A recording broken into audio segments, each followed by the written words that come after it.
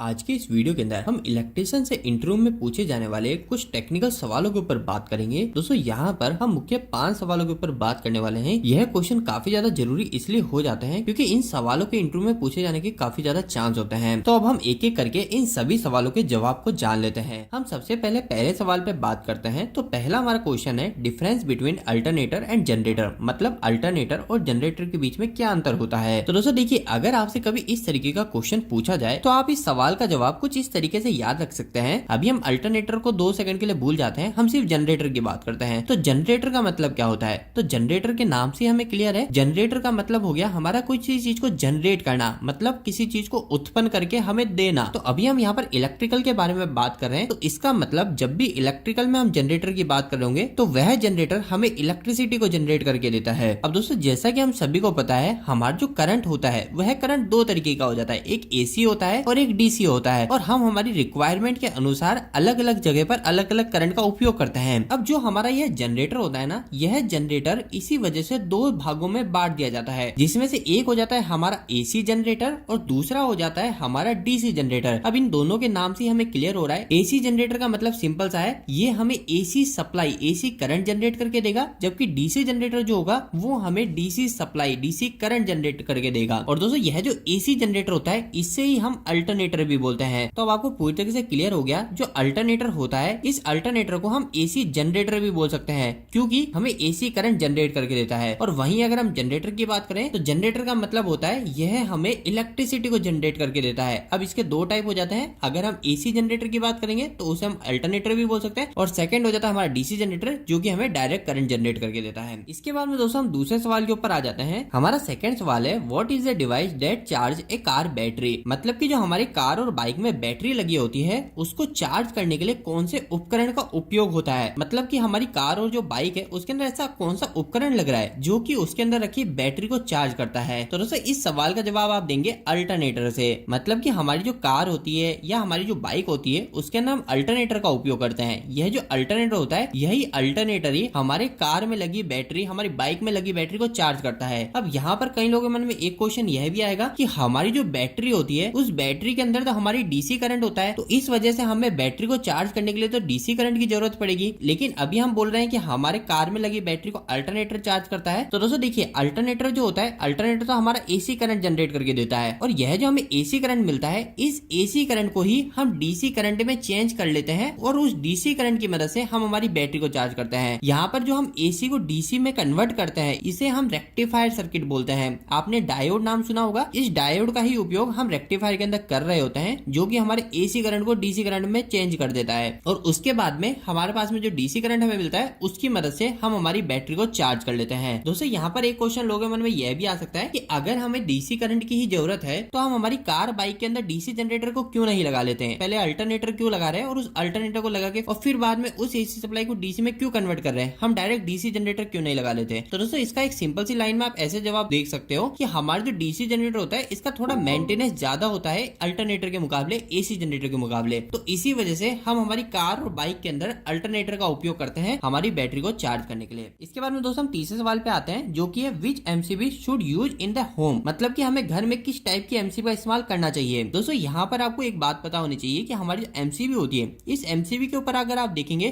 तो एमसीबी अलग अलग टाइप की होती है। हमारी एमसीबी ए टाइप की होती है, बी टाइप की, सी, डी, के, जेड, ऐसे अलग अलग टाइप की एमसीबी होती है। तो अब हमें हमारे घर में ए टाइप, बी टाइप, सी कौन से टाइप की हमारी एमसीबी लगानी है, यही आपसे इंटरव्यू में पूछा जा सकता है। तो हमारे घरों के अंदर जो डोमेस्टिक में जो एमसीबी का उपयोग किया जाता है वो हमारे टाइप बी एमसीबी का उपयोग किया जाता है। लेकिन अगर हमारे पास में टाइप बी एमसीबी अवेलेबल नहीं है तो इस केस में हम सी टाइप की एमसीबी का भी इस्तेमाल कर सकते हैं। और अगर आपसे इंटरव्यू में एक और चीज पूछ लिया जाए कि इंडस्ट्री में सबसे ज्यादा किस टाइप की एमसीबी का उपयोग किया जाता है, तो आप बोलेंगे सी टाइप की एमसीबी का उपयोग। दोस्तों यह जो सी टाइप की एमसीबी होती है यह आपको इंडस्ट्री में, आपको कॉमर्शियल एरिया में सबसे ज्यादा जो देखने को मिलेगी वो सी टाइप की होगी। घरों के अंदर भी आपको मैक्सिमम टाइप में सी टाइप की ही एमसीबी देखने को मिलती है। तो आप बोल सकते हो कि घरों के अंदर हम पहली चॉइस बी टाइप की एमसीबी को देते हैं, लेकिन अगर हमें बी टाइप की एमसीबी नहीं मिलती तो उस केस में हम सी टाइप की एमसीबी को लगा लेते हैं। दोस्तों यहाँ पर एक छोटी सी बात मैं आपको और बता दूं, कभी भी घरों के अंदर हम डी टाइप की एमसीबी को नहीं लगाएंगे, क्योंकि जो डी टाइप की एमसीबी होती है इस एमसीबी का उपयोग वेल्डिंग मशीन, ऐसी जो बड़ी मशीन होती है जिनका जो सर्ज करंट है वो काफी ज्यादा होता है, एकदम से करंट काफी ज्यादा बढ़ता है फिर एकदम से काफी कम होता है, उन जगह पर हम डी टाइप की एमसीबी का उपयोग करते हैं। अगर हम डी टाइप की एमसीबी को घर पे लगाएंगे तो हमें बिल्कुल भी सेफ्टी नहीं देने वाली, और अगर किसी प्रकार का कोई फॉल्ट हमारे घर में होता है तो हमारा डिवाइस खराब हो जाएगा, लेकिन हमारी डी टाइप की एमसीबी ट्रिप नहीं होगी। तो इसलिए आप कोशिश कीजिए कि घर में हमेशा हमारे टाइप बी एमसीबी का पहले इस्तेमाल कीजिए। अगर टाइप बी नहीं मिलती है तो उस केस में आप टाइप सी एमसीबी का भी इस्तेमाल कर सकते हैं। यहाँ पे फोर्थ क्वेश्चन है, what are the types of overhead transmission line. मतलब कि जो ओवरहेड ट्रांसमिशन लाइन होती है ये कितने टाइप की होती है, इसके कितने प्रकार है। तो दोस्तों ओवरहेड ट्रांसमिशन लाइन को वैसे तो हम दो टाइप में ऐसे भी बांटते हैं, एक एसी ट्रांसमिशन लाइन हो जाती है और डीसी ट्रांसमिशन लाइन हो जाती है। लेकिन अगर हम मैक्सिमम तौर पे देखें तो इंटरव्यू के अंदर हमसे जो क्वेश्चन पूछा जाएगा वो यही पूछा जाएगा कि हमारी जो एसी ट्रांसमिशन लाइन होती है वह हमारी कितने टाइप की होती है। तो दोस्तों एसी ट्रांसमिशन लाइन को हम तीन भागों में बांटते हैं। एक हो जाती है हमारी शॉर्ट ट्रांसमिशन लाइन, दूसरी हो जाती है हमारी मीडियम ट्रांसमिशन लाइन और थर्ड हो जाती है हमारी लॉन्ग ट्रांसमिशन लाइन। यहाँ पे शॉर्ट ट्रांसमिशन लाइन उस ट्रांसमिशन लाइन को बोलते हैं जिसकी जो डिस्टेंस होती है वो हमारी 80 किलोमीटर से कम होगी। वहीं अगर हम मीडियम ट्रांसमिशन लाइन उसे बोलते हैं जिसके अंदर हमारी 80 किलोमीटर से लेके 240 किलोमीटर की रेंज में हमारे इलेक्ट्रिसिटी को ट्रांसफर कर रहे होते हैं। और वहीं अगर हम 240 किलोमीटर से ज्यादा डिस्टेंस पे अगर इलेक्ट्रिसिटी को ट्रांसफर करते हैं तो उसे हम हमारी लॉन्ग डिस्टेंस ट्रांसमिशन लाइन बोलते हैं। इसके बाद में दोस्तों हम हमारे आज के आखिरी सवाल के ऊपर बात कर लेते हैं, वो है what is the maximum voltage range of A neon tester. मतलब कि हमारे जो कॉमन टेस्टर जो हम उपयोग करते हैं हमारी लाइन को चेक करने के लिए कि हमारे सॉकेट के अंदर हमारे वायर के अंदर सप्लाई है या नहीं,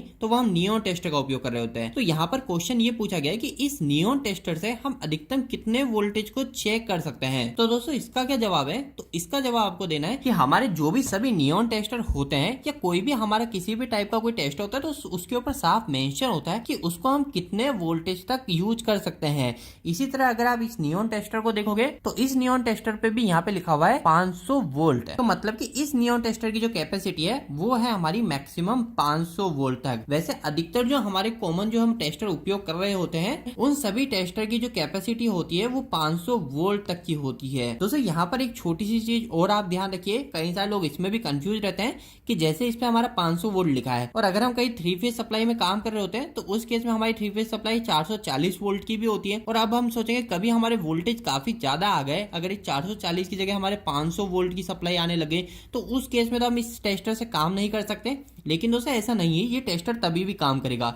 क्यों करेगा? क्योंकि हम जो जनरली 440 वोल्टेज 415 वोल्टेज पर काम कर रहे होते हैं ना वो हमारा लाइन वोल्टेज होता है। ये लाइन वोल्टेज फेस वोल्टेज क्या होता है इसके ऊपर हम कभी और बात करेंगे। अभी के तौर पे आप ये बात ध्यान रखिए, जैसे कि हमारा ये रेड फेस है, ये येलो फेस और ये ब्लू फेस है, तो यह जो हमारे तीन फेस है ना, तो इन तीन फेस के अंदर कभी हम हमारे इस टेस्टर की मदद से हमारी सप्लाई को चेक कर रहे होते हैं तो वो हम एक समय पर एक ही फेस को देख रहे होते हैं। हम यहाँ पर एक समय पर दो फेस को नहीं देख रहे होते हैं, ये तो शॉर्ट सर्किट हो जाएगा। तो हम एक समय पर एक ही फेस देख रहे होते हैं, मतलब कि हम हमारे फेस वोल्टेज को मेजर कर रहे होते हैं। और अगर सप्लाई हमारे 415 वोल्टेज की है तो इसका मतलब उस समय हम सिर्फ 240 वोल्टेज ही हमारे इस नियॉन टेस्टर से चेक कर रहे होते हैं। तो उम्मीद है कि आपको यह भी क्लियर हो गया होगा। लेकिन हमारा जो क्वेश्चन था कि नियॉन टेस्टर की लिमिट कितनी होती है तो वो सभी टेस्टर पे लिखी रहती है। वैसे अगर हम कॉमन लिमिट की बात करें तो इन सभी के ऊपर 500 वोल्ट हमेशा मेजर होता है कि इसे हम अप टू 500 वोल्टेज तक यूज कर सकते हैं। तो दोस्तों उम्मीद करता हूँ कि आज के सभी क्वेश्चन के जवाब आपको अच्छे से क्लियर हुए होंगे। आपको यह वीडियो कैसा लगा प्लीज वीडियो को लाइक करके बताएं। अगर आपको कोई भी सवाल इस वीडियो के प्रति या फिर इलेक्ट्रिकल इंजीनियरिंग से कमेंट बॉक्स में कमेंट करके पूछ सकते हैं।